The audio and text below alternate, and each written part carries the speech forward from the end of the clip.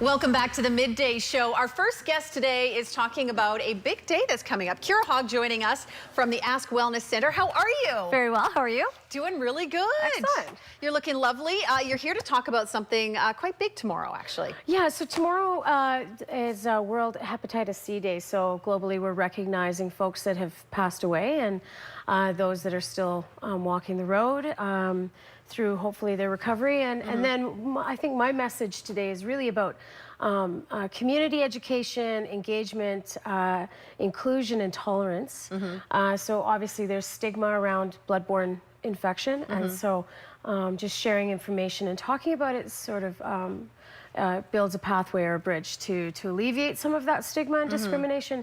And I just want to talk a bit about testing and how we can do that if we have barriers. So yeah.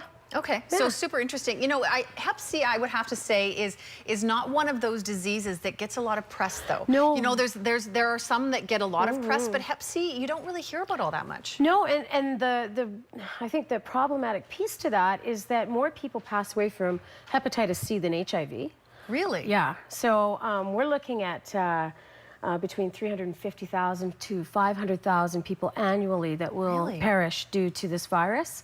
It is super aggressive in that it can live on surfaces for periods of time. It can survive in water or ink. So for those that get tattoos, what have you. So that's a concern, obviously. It is. So yeah, obviously when we're talking, so there's high risk elements of transmission for Hep C, and then there's lower risk. And so for anyone getting piercing or tattoo work done, you want to make sure you're working with a professional that has a sterilization unit and a clear working space and those kinds of things. But the higher risk element to hepatitis C is about 46% of folks now that are identifying positive have had some sort of injection drug use piece go on at some point in their life. Right. The risk of a transfusion being the cause is much lower now since I believe 1998 is when they really pulled that piece together after there was a whole bunch of cases that came out. But when we're looking at sexual transmission, it's really low.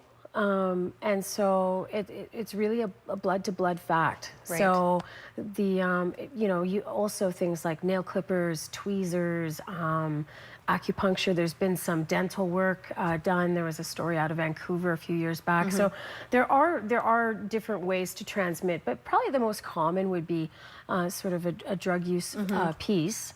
And so the other thing that's quite concerning is probably about 47% of folks that are positive don't know that they are. I was just going to ask you that. Is it a disease that can lay dormant for a while? Or? Yeah, there's a few pieces. So 20% of those that come in contact with the virus and it becomes active will clear on their own, which just goes down to genetics and how you take care of yourself. Right. And then there's the other focus that folks can carry the virus but it not be active. Right. And then there's those folks that are carrying an active virus and they just simply don't know. And it's similar to HIV in that you can carry for 10 to 20 years with no problematic symptoms. Okay. So, and as time goes, it's doing significant damage to your liver. So one of the big messages today was, you know, I've got a couple. One is inclusion, that for us to sort of harness, we have to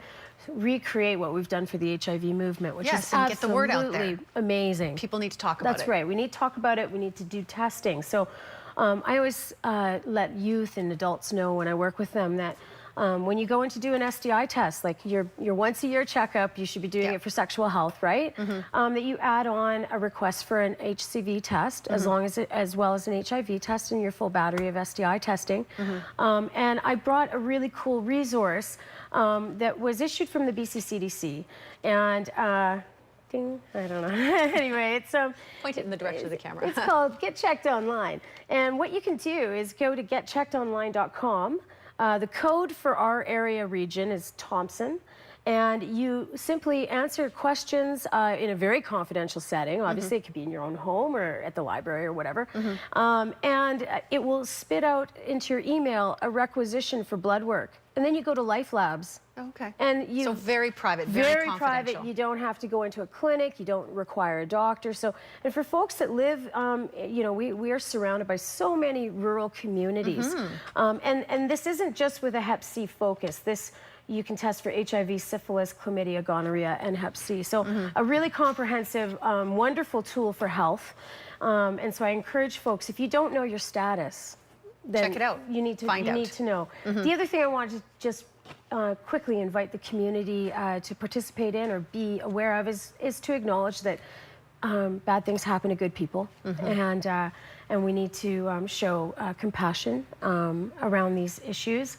And on tomorrow is World HCV Day, but on Friday every year we host a celebration honor for folks at Ask Wellness, 433 Tranquille, and we will feed somewhere around 150 people. That's so nice. I'm going to go back to work and start cooking Nice. That's with awesome. a herd of volunteers, and we're going to have the opportunity for folks to be to have access to naloxone kits for opioid reversals, for overdoses, as well as we'll have information how to get tested online or how to get your rec online, and just another conversation about keeping community safer. Okay. Yeah. Conversation and compassion. That's what it's all about. Kira joining us today here on the Midday Set. Thank you so much. Thank you, Del. We'll be back in just a moment.